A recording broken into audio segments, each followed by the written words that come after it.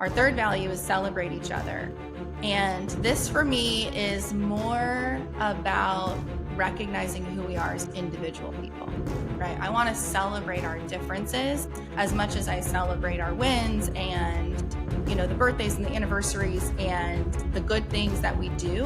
I think we almost take for granted what owning a private aircraft can do for you, for your personal and your business life. Like, when you do something, do it well. Like, give it your full effort.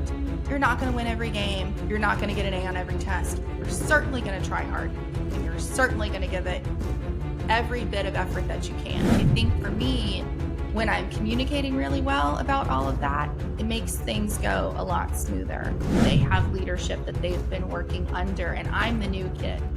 And really, it's all about building those relationships of trust over time and really, truly trying to work to get to know each other and understand where they're coming from before you start to put any kind of agenda on them. The ones that we talk about the most, I think that are the most central to our day-to-day work culture are the values. And I love them, and I think that they also actually exist really well within the home. And I think that's where the best leaders really thrive is, hey, come in with humility, do way more listening than talking, and create those relationships. And then together, you can influence change. You can affect company strategy. I think this culture of taking a really individualized approach and getting to know people and understanding what drives them. Yeah, I mean, I think that is very much something that I do in my home life,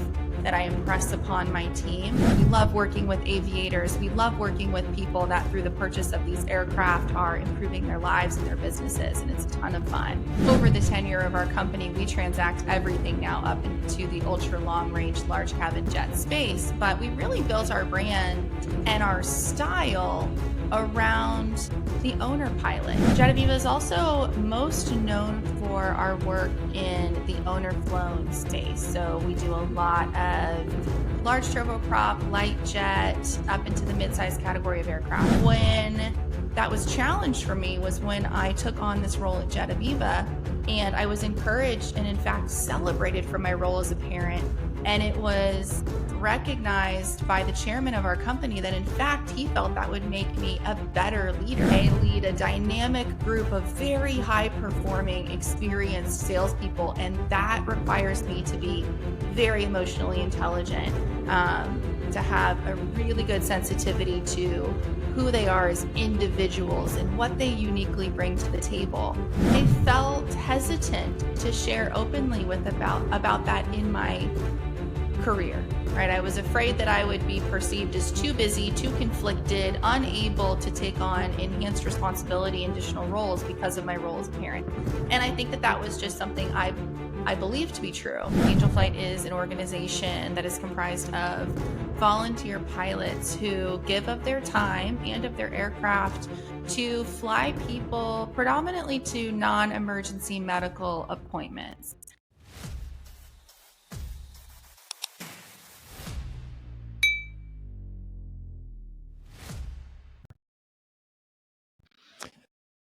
Not very many people in the world can claim to both be the CEO of a jet sales company and also a mother of 7. A lot of people would find it impossible to do one of those tasks. Almost everybody would probably find it impossible to do both at the same time. And that's why I'm delighted to have Emily Deaton with me today to explore how you navigate both of those highly complex worlds and make a glorious life out of it. So if you are a mom or if you're a CEO looking to have a family, this discussion is going to be for you, because we're going to learn tips and tricks from, well, 2 people.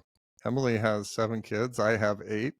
We both run different companies. So between the 2 of us, we may have been able to figure out a few things that you can do to have a successful business and family life at the same time. Emily, thanks for joining me today. Hi, thank you so much for having me, and thank you for that introduction. I will say it is not often that I meet someone with more kids than me. So I'm really looking forward to our conversation. I think maybe we were both equally surprised. So, Emily, you and I met at an Angel Flight West event and ended up sitting next to each other at dinner.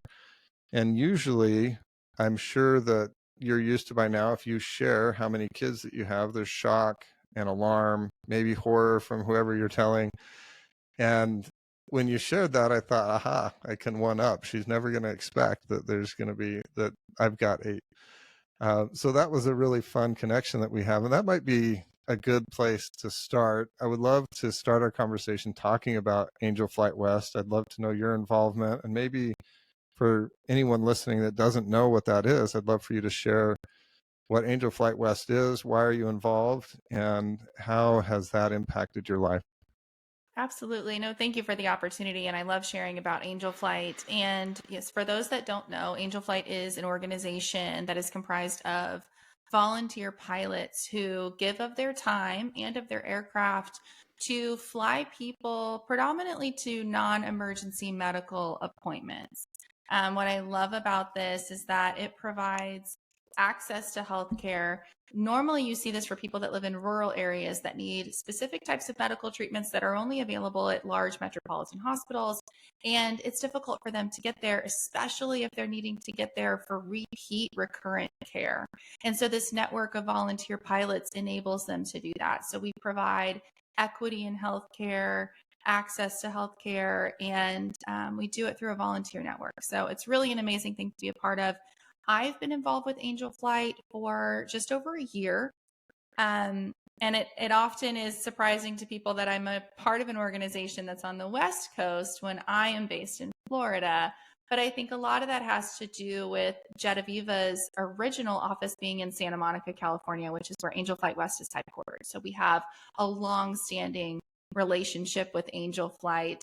They were looking to do some things in the organization that specifically met my skill set as a leader. And so I was happy to get involved. So, Emily, I would love to know what that skill set was that they were looking for and what you have. What are the leadership gifts that you had that brought Angel Flight West knocking, or where you felt you could contribute on the board with Angel Flight West? So I enjoy this story because this is actually a direct overlap for my role as a mother. So when I had the opportunity to speak to the board leadership when I was considering joining, they were talking about their vision for Angel Flight and how we interact with the other benefit flying organizations across the country. Angel Flight West being, centered on all of the Western states.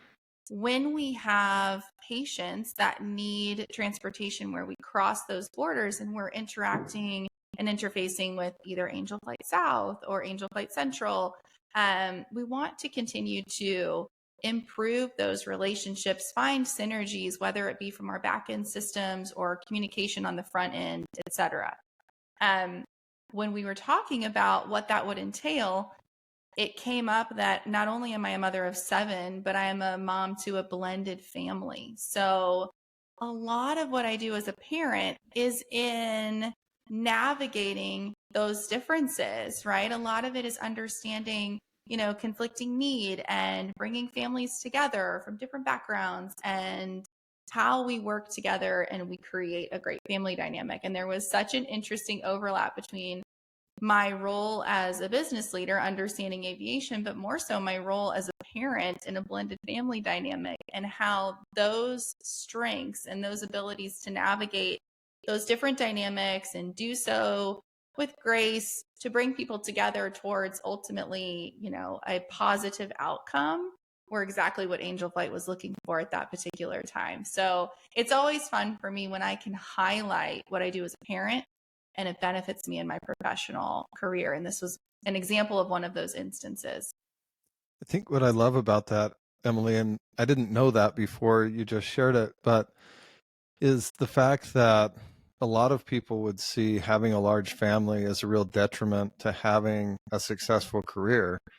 And at least for you, that's the exact opposite. As some of the skills, some of the tools that you need to navigate having a large family had a very direct application to helping in the corporate world.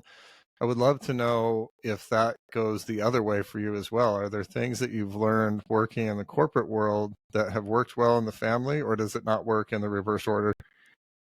I think it definitely works in the reverse order. And I will say, and I want to make sure we touch on this because this is something that I learned in the course of my career that didn't come naturally to me. When I, first found myself first as a mom at the beginning, and then taking on additional children when I got married, I felt hesitant to share openly with about that in my career. Right. I was afraid that I would be perceived as too busy, too conflicted, unable to take on enhanced responsibility and additional roles because of my role as a parent. And I think that that was just something I believed to be true.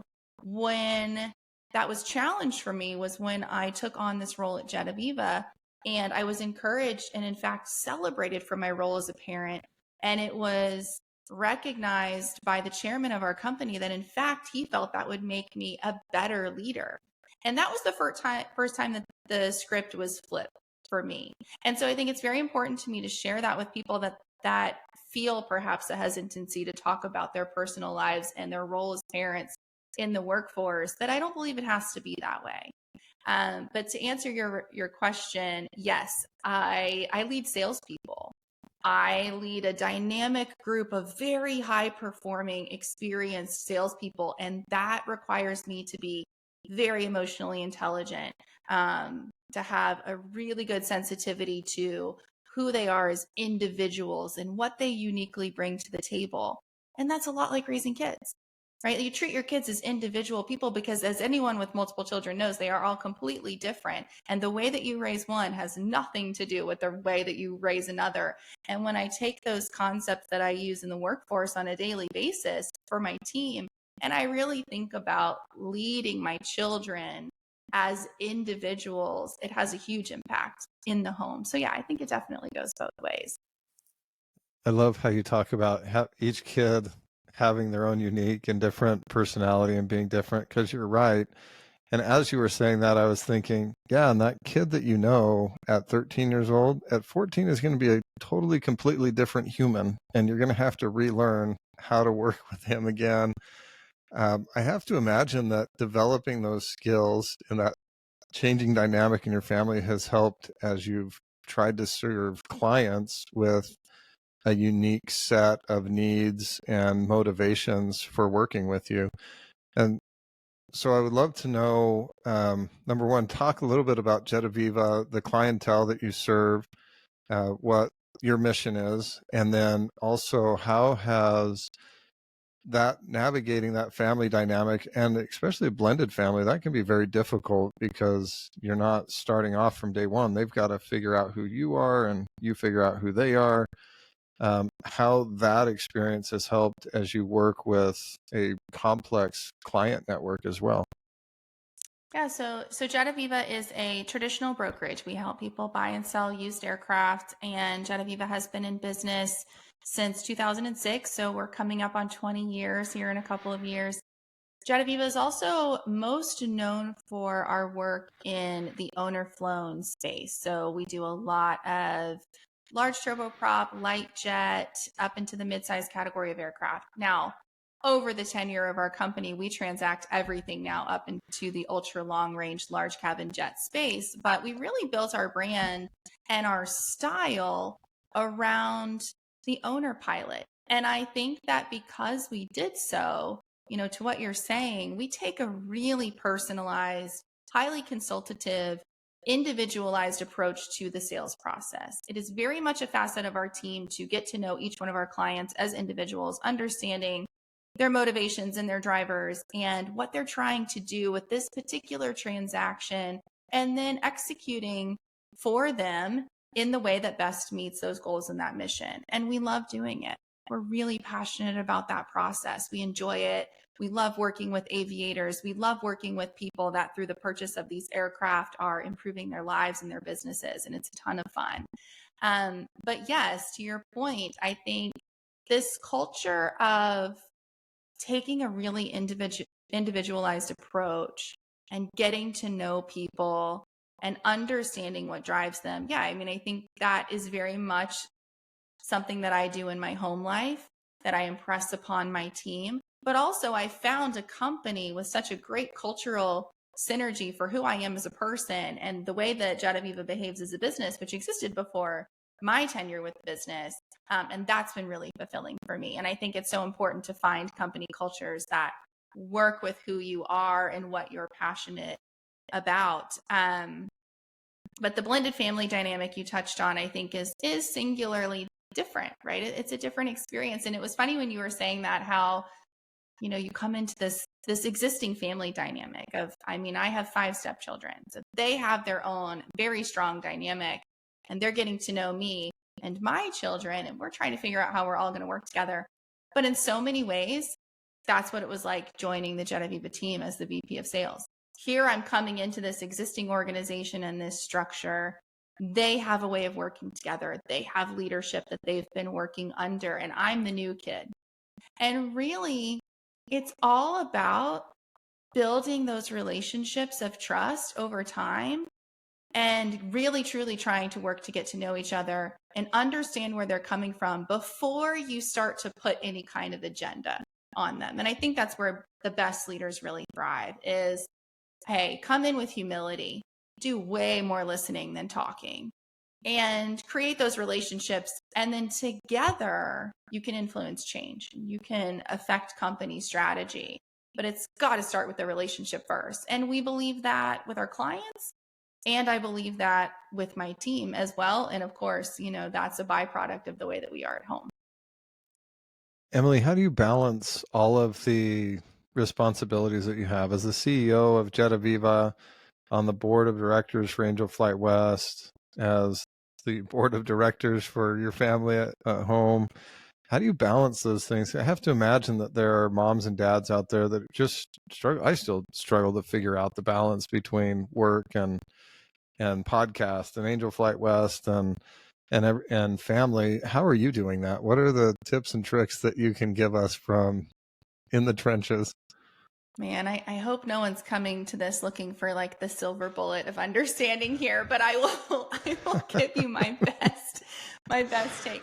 I would say it's a couple of things. One, I think you have to do this with a high degree of transparency, right? Like, I think you have to communicate with your company, communicate with your kids, communicate with your spouse, you know, what you can do well, where you need support, the times where you feel like you're going to be challenged and you're going to need extra support, and the times when you have extra bandwidth and you can be the one offering support. I think for me, when I'm communicating really well about all of that, it makes things go a lot smoother.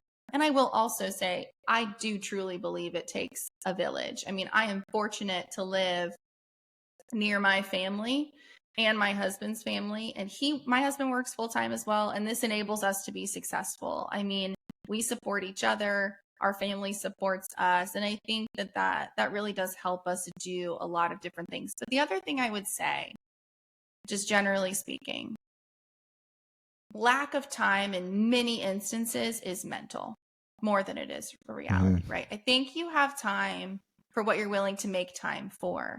Things like my family and my work and my role at Angel Flight are all really, really important to me. And so I make time for them. Does that mean I have to sacrifice in sometimes the amount of free time that I have, or how often I go to the gym, which I wish that was more often? You know, those kinds of things. Do I make sacrifices? Certainly. But I do carve out time for the things that I'm really passionate about. And those are big priorities for me.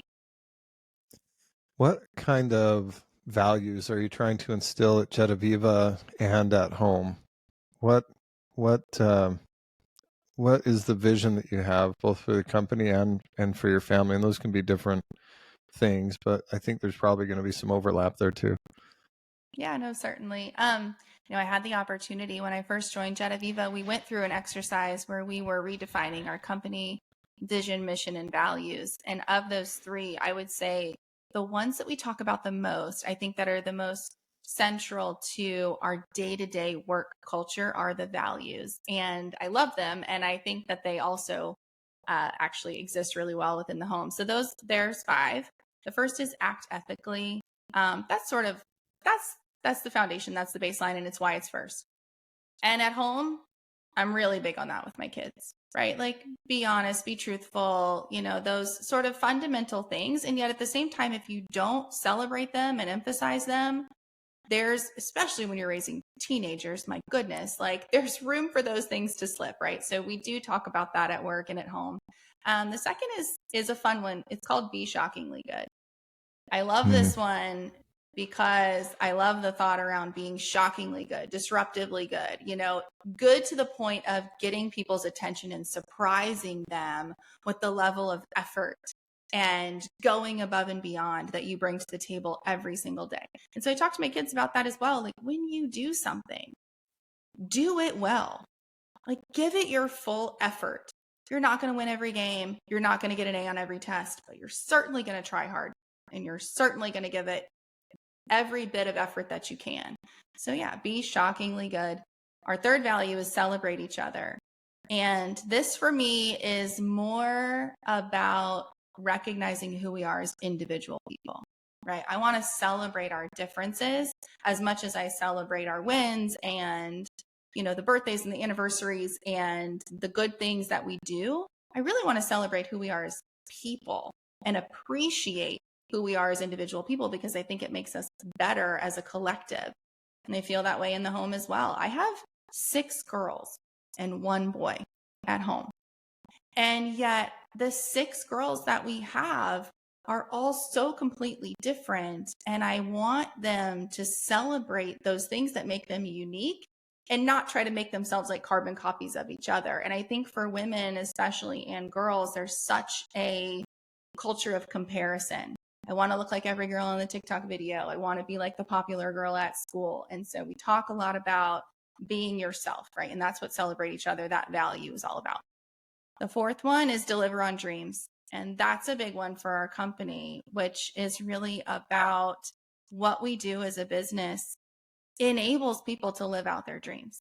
And our role is to deliver on that for them. But in the home, think about raising kids. They have dreams, right? Like, they have aspirations. They have people that they want to be in, jobs that they want to have, and places that they want to live, and colleges that they want to attend.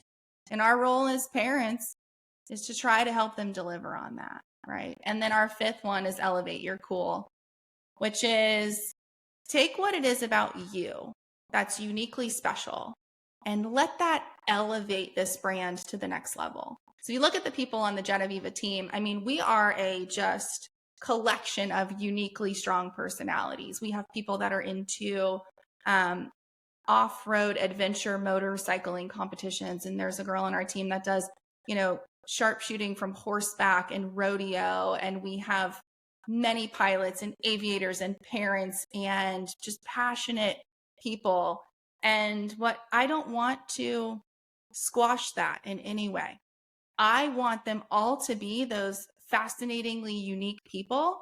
And I want it to make the Jetaviva brand better, because guess what? All of our clients are different and they want to interact with people that lead interesting lives. And so that's something we bring into the house as well, is be interesting, like lead an interesting life.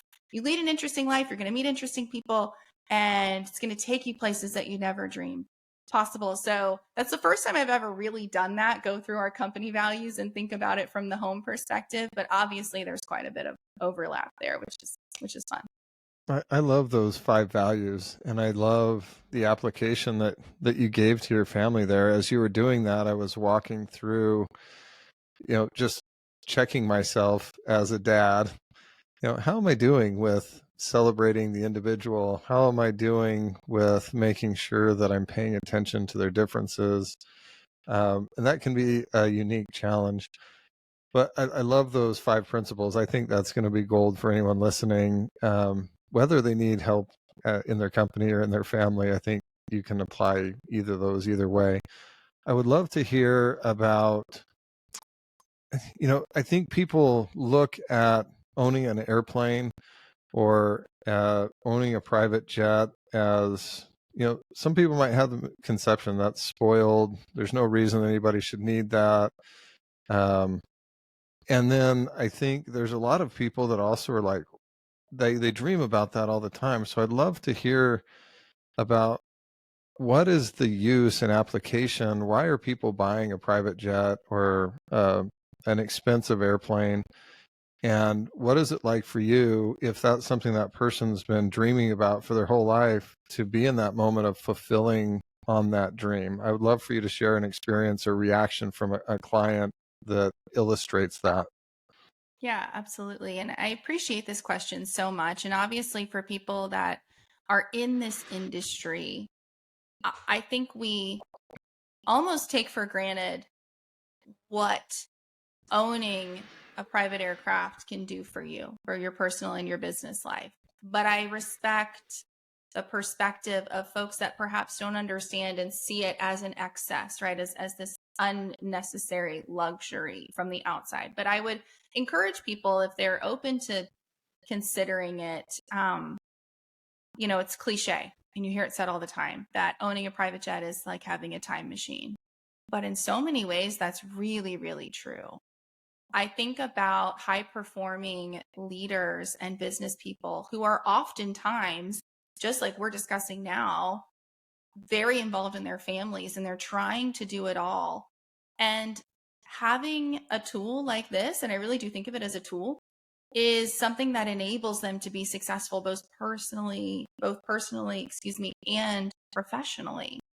And that is incredibly powerful, right? I mean, the ability to get where you need to for work into often difficult to access places, to be able to get there quickly, to limit your time spent at major airports, to limit your time spent on the ground, in a car, in an Uber, getting to a meeting, to be able to get back on that airplane, get back to your home, make it to your kid's baseball game, make it to your daughter's dance recital. Those things are not trivial, right? Being there for your children and being there for your business are difficult things to accomplish when you're traveling around the world.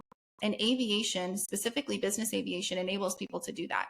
I do not take that for granted. I think that's a huge benefit to people. That is mostly how we're seeing our clients use those aircraft as business tools, but that also enable them to have work-life balance and be there for their families. As far as clients, there's a million stories and I wish I could share more of them. But right now, I'm personally having the opportunity with some friends of ours that have achieved great success in their business lives, and their business is growing and their demands are increasing. And they're really at the point where it makes sense for them to be considering a private aircraft to enable them to continue to grow the business and to, meet the demands of their family at home. And I love this time of their lives because on the one hand, it's so celebratory. Like, my goodness, like, look what you've achieved and what you have the opportunity to be considering and doing. And they're both pilots. They're both former Navy pilots. And so they're super excited about not only owning, but flying their own aircraft and using it. And I love that. I love the excitement around it. I love the celebration of their success. I love the sort of anticipation at the front end of this process of thinking about, like, what is the right airplane, and I'm going to get to fly in different ones and look at different ones and make this choice. And it's a huge, exciting time. But then it gets really scary really fast. Whoa. Like, there's all these things to consider. Like, well, how am I going to own it? And how am I going to hangar it? And how am I going to insure it? And how am I going to pay for it? And which one is the right one? And all of those things. And that's why it's so fun to do what we do, because we get to come in with like this really nice security blanket and say, we want you to focus on all of the great fun that this is, and let us take that burden off of you and help you through this process so you can enjoy it. And at the end of the day, you're happy, we're happy. It's a great win. It's a lot of fun. I love that you have this couple that has worked hard. They've had a career in the Navy, and then I don't know what their business is, but they've found some success in business. And at the end of all that, they're kind of doing this full circle. They're going from making next to nothing as a naval aviator. They don't get paid a lot. And then transitioning out of that into the private sector, and then going back in and now using that skill or that tool to make a high impact on their life and the lives of their family and others. When someone comes to you, what are what are the biggest fears that they have, and what are, I guess, how do you help them overcome those fears?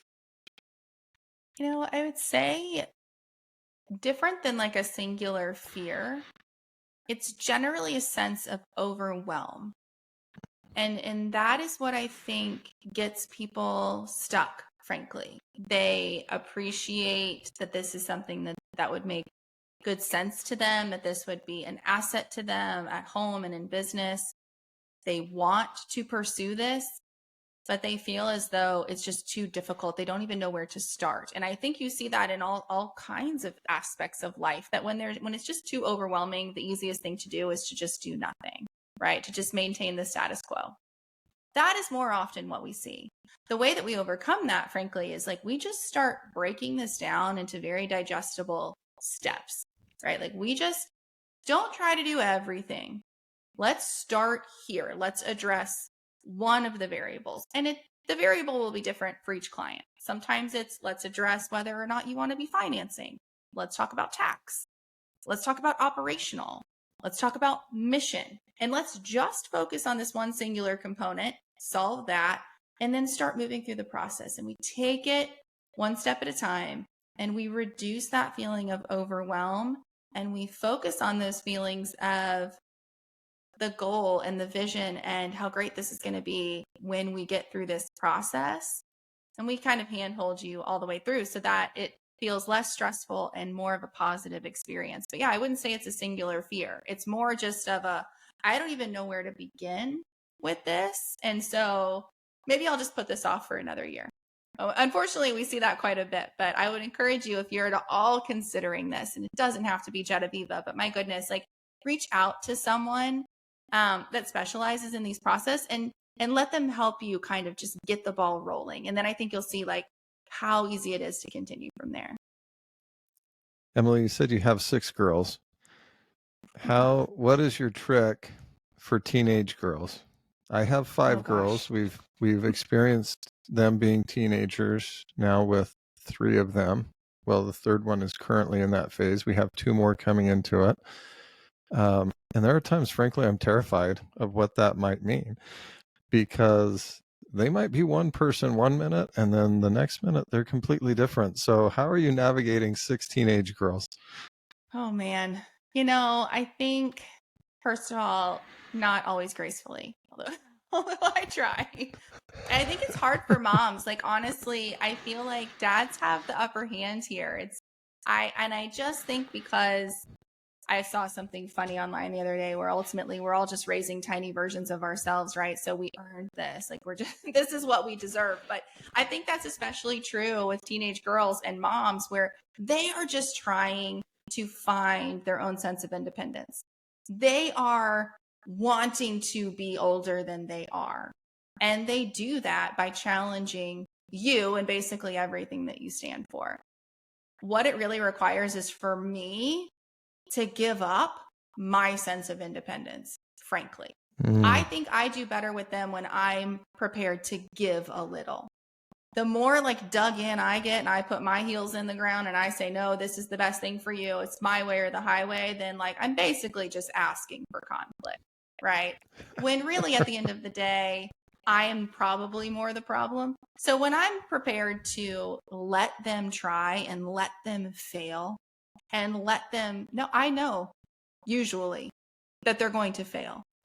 But honestly, that's also how they're going to learn. As painful as it is for me, and probably as painful as it is for them. And so, yeah, I think when I'm willing to sacrifice my own sense of righteous indignation and independence, it enables them to learn how to be independent and to come into their own. And frankly, we have less headbutting as a result. So that would be my only tip. I mean, beyond that, it's just, man, try to enjoy it because it goes fast. 2 of ours are already out of the house, and it's like you blink and you miss it. And then they're out living their own lives and, doing amazing and wonderful things. And you're so proud of them, but you do miss it. Those teenage years go by fast.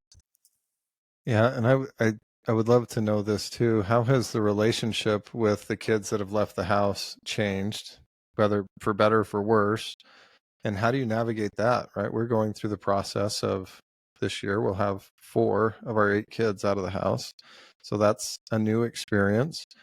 And I have found it difficult to know, what is that line between, hey, Dad, stop calling me and stop texting me every day, and not wanting to do too little. And so I find myself going between these two extremes of like, hey, I want to talk to him every day because I really like talking to him. And the other of like, am I annoying them yet with reaching out? Oh man, I don't know. I would say we're learning as we go. We have 2 very different dynamics in that regard. So our oldest daughter, my oldest stepdaughter, is still here locally, so we see her quite a bit more often, right? I mean, she's lives in the area and she works in the area. Our second oldest is in the Space Force and is actually stationed in Hawaii. And so we've got a 6-hour time difference, and she's got a totally busy schedule. And, so with her, we're just hoping to get as much interaction as we can, right? Like we take what we can get. We're super happy to hear from her when we do. But I mean, I think honestly, it's so funny to me. I talk to my mom almost every day. She rarely calls me though, because she's like, oh, I don't want to bother you. I know you're busy. And I'm like, that's okay, Mom. I'll call you. So I think so much of it is just, again, it depends on the kid and it depends on their particular dynamic. And honestly, I say at this point, if you're annoying them, you've earned the right to do so. So I say go for it. Just keep on calling. Well, at least I'm getting that right. I'm confident in my ability to annoy my children, so I can stake that. Well, with your schedule as a CEO and as a mom, I know our time is limited today. I have just one question, and this is something that I like to ask of everyone. My dad, before he passed away, would say, Alan, remember the little things. And he really felt and believed and lived in a way that it was the little things that made the biggest difference. So 2 questions really. What are the little things that will make the biggest difference for a CEO running a large company like what you're doing? And what are the little things that make the biggest difference when managing a blended family of 7 kids? I'll start with the family one because I think in that regard, it has taught me so much about humility. I think, I've always been high performing and I've always been very type A, and I'm very accustomed to sort of, getting my way in the sense of like, I can be smart enough and work hard enough and all of those things. And when you find yourself in this dynamic where frankly, you don't have control most of the time, it forces you to understand how to listen and really slow down and be humble and have a tremendous amount of grace for what you can and cannot control, which I think has made me a better parent and a better leader by learning how to be a good step parent, because it's a very different dynamic. And so the small thing there for me has just been really in letting go a lot and being okay with not having to be in control of every single thing, but just being there to be supportive and love these kids as much as you possibly can. At work, I would say the little things that are going to make you a great leader when you look back at the end of the day. It's not going to be about the big business decision or the big strategy that you deployed and, you won some huge metric or you got some award or you spoke on a podcast or a panel. It's going to be about people's lives that you impact. And I think in that regard, the little things that you can do are get to know your people as people, encourage them to get to know you as a person, to create this culture of authenticity and to encourage them to talk to you, but to be a good listener. And I think, the little things that enable me to win day to day are much more in my ability to listen than it is to speak. I love that. And I'm grateful that you've allowed us to get to know you a little bit on this show and for the work that you're doing with Angel Flight West. Obviously, that's very near and dear to my heart as well. So thank you for the efforts that you're putting in there and for the work that you're doing as a mom, that's I'll often tell people the most difficult job that's being done at my house isn't by me. It's by my wife raising our kids. So my just admiration for you for navigating both worlds of business and family. I think that's spectacular. No, thank you. And thank you for giving me an opportunity to share about that. I think, it's often where we talk a lot about work, but we don't get to talk about our home lives. And yet, as you can tell from this conversation, they're very interwoven. And thank you as well for your work at Angel Flight. It's obviously something near and dear to both of our hearts. And I enjoy the opportunity to highlight what they're doing. So thank you for the platform to do that. Absolutely. For anyone listening, if you're curious about Angel Flight West, www.angelflightwest.org. And we will leave in the show notes how to get in touch with Emily if you're in a place where you're dreaming about a private aircraft or a private jet. She is who you want to talk to. Have a wonderful day. Remember the little things. This has been the Plane Success Podcast.